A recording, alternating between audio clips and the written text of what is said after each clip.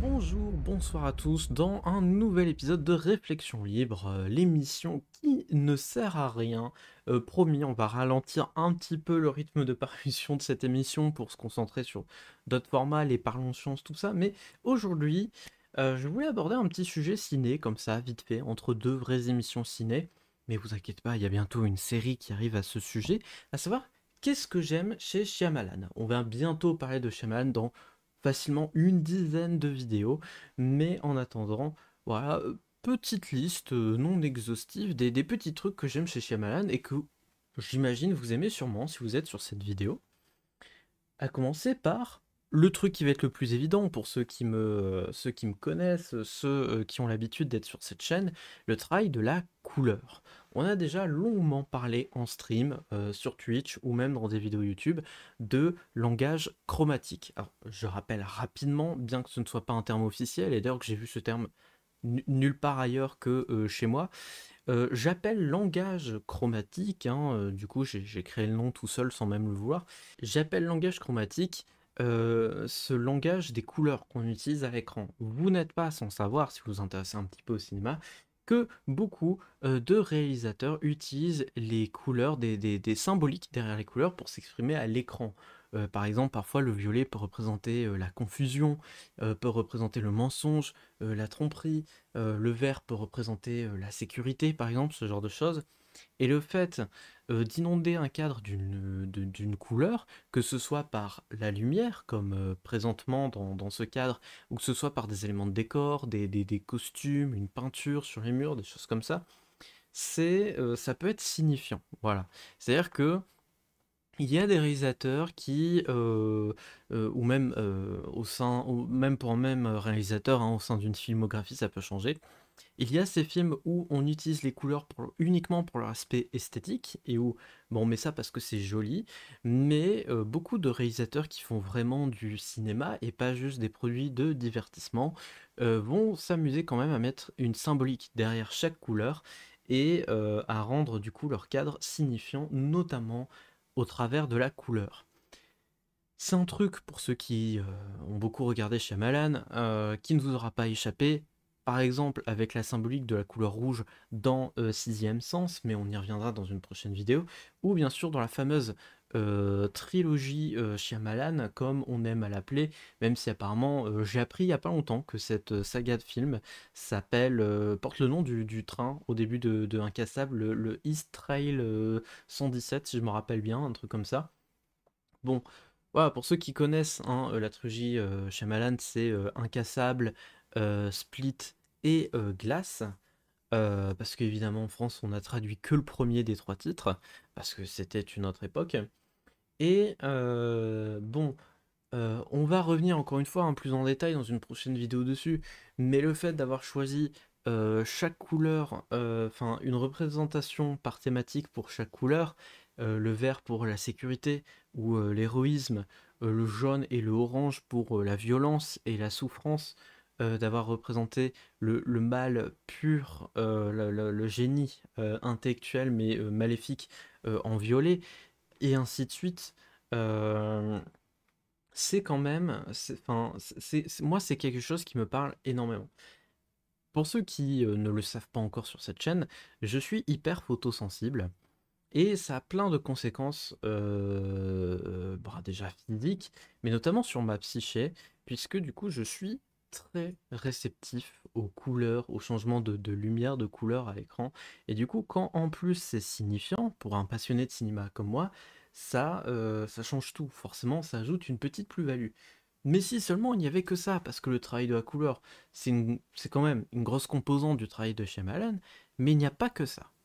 Un autre gros point que j'aime chez Shyamalan, et ça, on aime ou on n'aime pas, et ça, je vois beaucoup de gens ne pas l'aimer, c'est sa sobriété. Alors, pas sa sobriété dans la mise en scène, parce que parfois, il y a quand même des effets de style assez incroyables, comme par exemple, je parlais d'Incassable juste avant, cette scène d'intro, en fait, juste ce plan d'ouverture où il fait un chant contre chant sans aucun cut, dans le même plan et sans jamais tourner la caméra, juste en faisant un léger tilt au bas à travers un miroir pour cadrer d'abord la personne qui est face à nous, puis la personne qui est dos à nous grâce au miroir. Enfin, c'est absolument incroyable.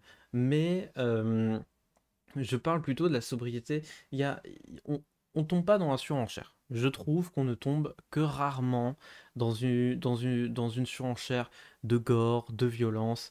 Il y a des trucs parfois trash sur certains de ces films, surtout quand il part un peu dans l'horreur, c'est vrai. Ça va être trashouille, ça va être un peu sale, mais c'est quand même le mec qui, dans Glass, a fait tout un film de super-héros où des gens s'affrontent avec quasiment aucun combat.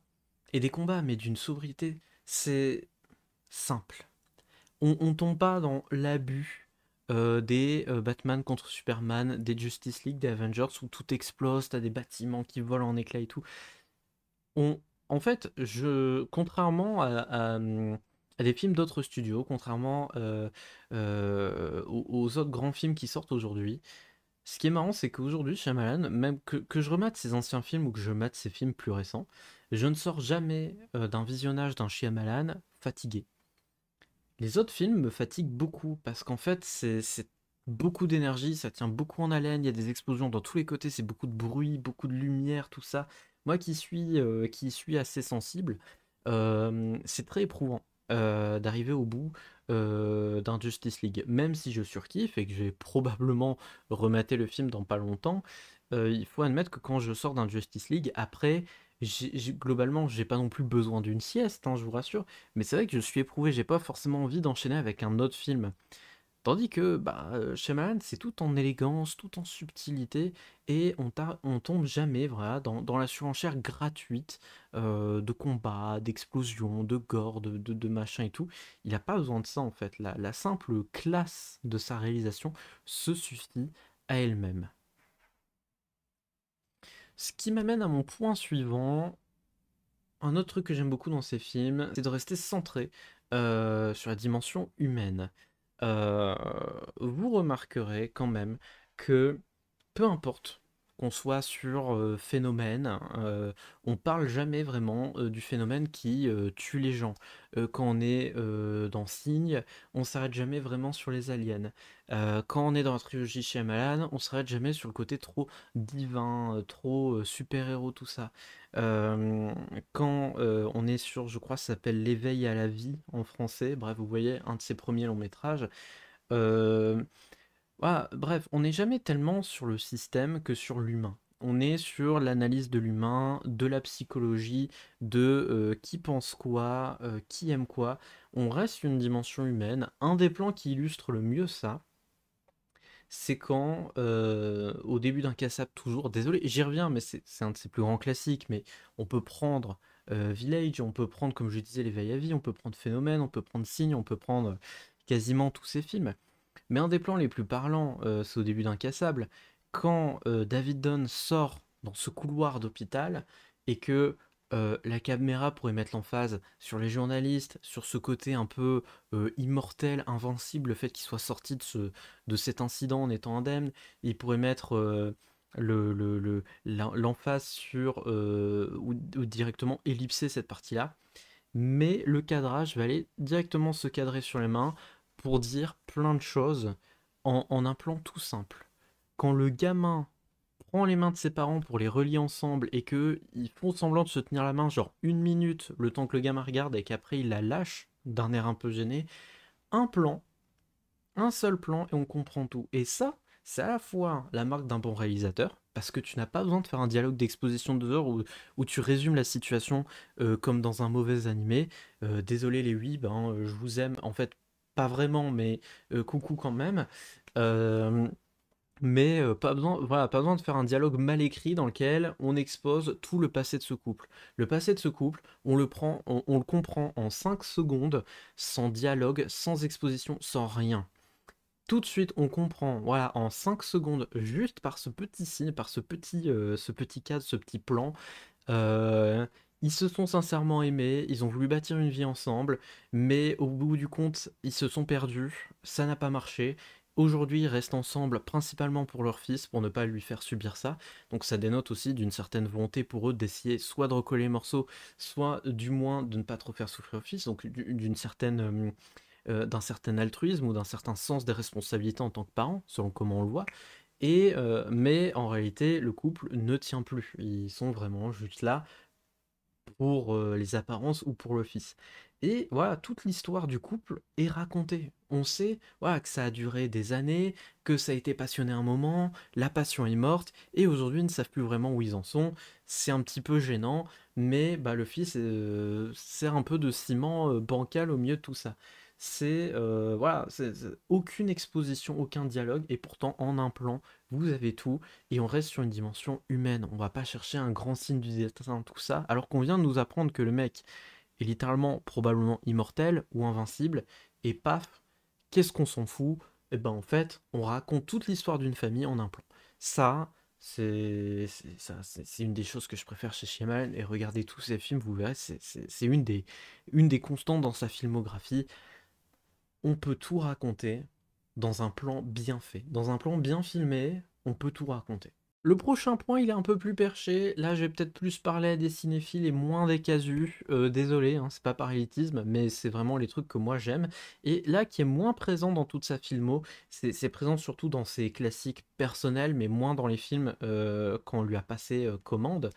Euh, il met beaucoup l'emphase sur, je dirais, le lien indicible qui lie les humains entre psychologie et spiritualité. Bon, déjà, il y a souvent un message très spirituel dans les films de Shyamalan.